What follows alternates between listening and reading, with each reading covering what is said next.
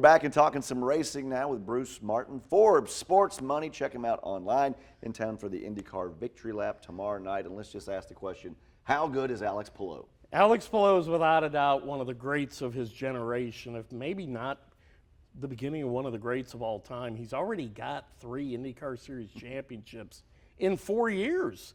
Those are pretty historic numbers, especially when you line them up against the likes of Scott Dixon and Dario Franchitti and some of the others who've won multiple IndyCar championships.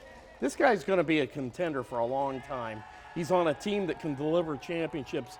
His next goal, though, he's got to win an oval race. And what bigger oval race than to win the 109th Indianapolis 500? He's certainly been close, and you'll watch that right here on FOX59, by the way. Hey, big news this week at Andretti Global. What can you tell us about Michael and his decision to kind of change roles, if you can say it a different way? It appears that this has been something that's been in the works for a couple of months.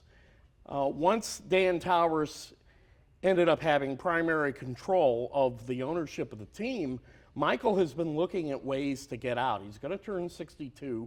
Earlier today, he said there's a lot of things that he would like to try to do. He's going to be a grandfather because Marco's going to, become a father.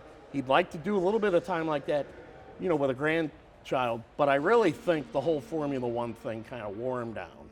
And that's the one key question that a lot of us are wondering right now.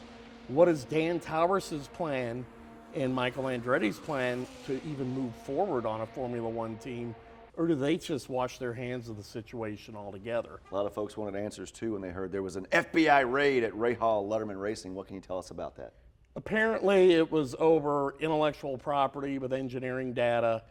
An ex-Andretti employee had moved over to Rahal Letterman Lanigan, claims that some of the proprietary information was taken with him. I saw Al Unser Jr. earlier today at the Colts game, and he told me they're probably more competitive now than they were when they were drivers, Bobby Rahal and Michael Andretti. So that's another thing that I'd like to know how the FBI guys are going to read that engineering data, though. Well, Bruce, you said in town for the Victory Lap, but also for something else. What can you tell us about Mr. Bill York? Our friend, the great Bill York, a very, very dear friend and a great man.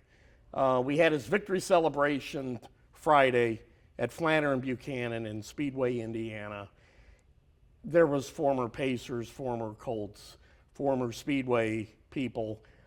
Everybody from all walks of life came, and it was really great to see how many friends Bill York had and the legacy that he left on a lot of our lives.